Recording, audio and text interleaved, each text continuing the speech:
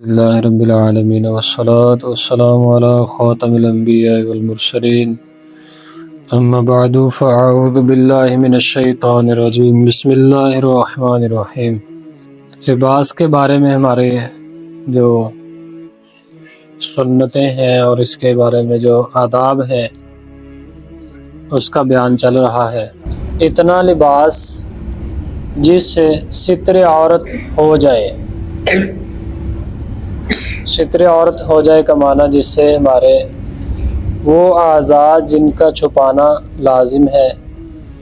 مرد کے لیے جو مرد کے ستر عورت ہے ناف کے نیچے سے لے کر گھٹنوں کے نیچے تک،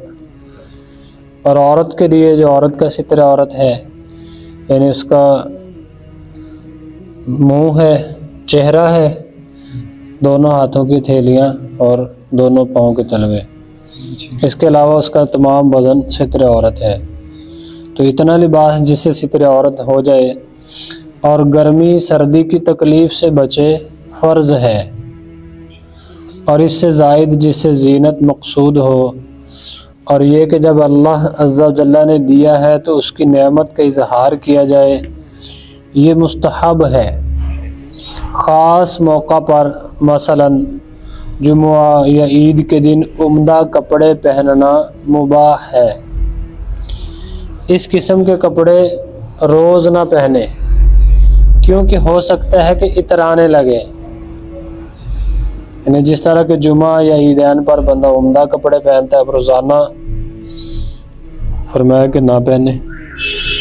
یہ ہر بندے کی اپنی کنڈیشن کے حساب سے ہوگا۔ جو پہلے ہی اچھے کپڑے پہنتا ہے وہ عید وغیرہ پر جمعے والے دن اس سے بھی اچھے پہنتا ہے، یعنی ہر بندے کی کنڈیشن ہے۔ جو ایک نارمل آدمی اگر عام دنوں میں نارمل پہنتا ہے تو وہ جمعے اور عید کو ان نارمل کپڑوں سے کچھ اچھے پہننے کی کوشش کرتا ہے، تو اس کی کنڈیشن کے سے تعلق ہے۔ ہو سکتا ہے کہ جس کو پاس ایک مالدار آدمی ہے وہ عام دنوں میں جس طرح کے کپڑے پہنتا ہے ہم جمعے اور عید کو بھی ویسے نہ پہنتے ہوں، ٹھیک ہے، اور اس کو اب چونکہ وہ مالدار ہے اور اس کے لیے وہ کپڑے اس طرح تکبر کا باعث نہ بنے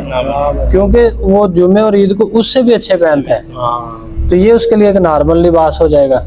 تو ہر بندے کی جی کیفیت کے ساتھ جی تو اس لیے ہم کسی کو دیکھ کر یہ صحیح ہو گیا۔ یہ پیر و مرشد نے اس ہفتے والے دن پرسوں جو مدنی مذاکرہ فرمایا اس میں یہی فرمایا کہ کسی کے بارے میں ریاکاری کہ فرمایا کہ اگر وہ ریاکار ہے بھی تو جو سوچنے والا نا کسی کے بارے میں کہ یہ ریاکار ہے، یہ گناہگار ہے، یہ بدگمانی ہو گیا، یہ بدگمانی کا شکار ہو گیا کیونکہ اس کے پاس کوئی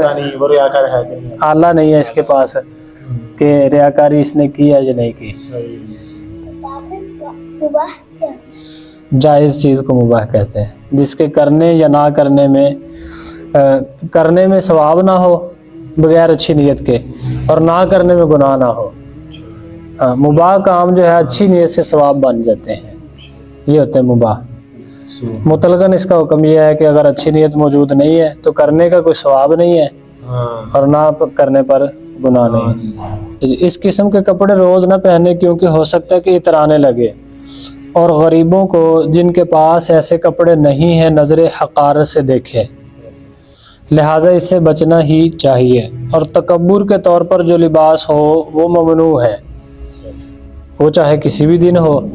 تکبر کے طور پر ہے تو وہ ممنوع ہے۔ تکبر ہے یا نہیں اس کی شناخت یوں کرے کہ ان کپڑوں کے پہننے سے پہلے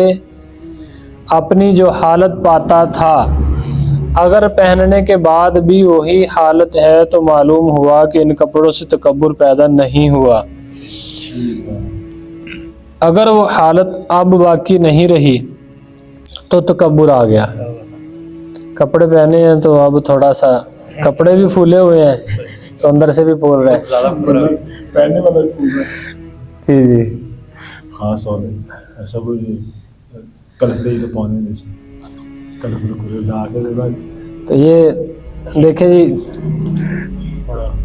اب نفس میں بھی ہوا بھری جا رہی ہے، ساتھ میں وہ بھی پھول رہے ہیں کہ وہ کپڑا بھی ٹائٹ ہے، ਮਾਇਆ ਵਾਲਾ ਬਜ਼ੁਰਗ ਬੰਦਾ ਵੀ ਨਾਲ ਟੈਟ ਹੋਈ ਜਾਂਦਾ।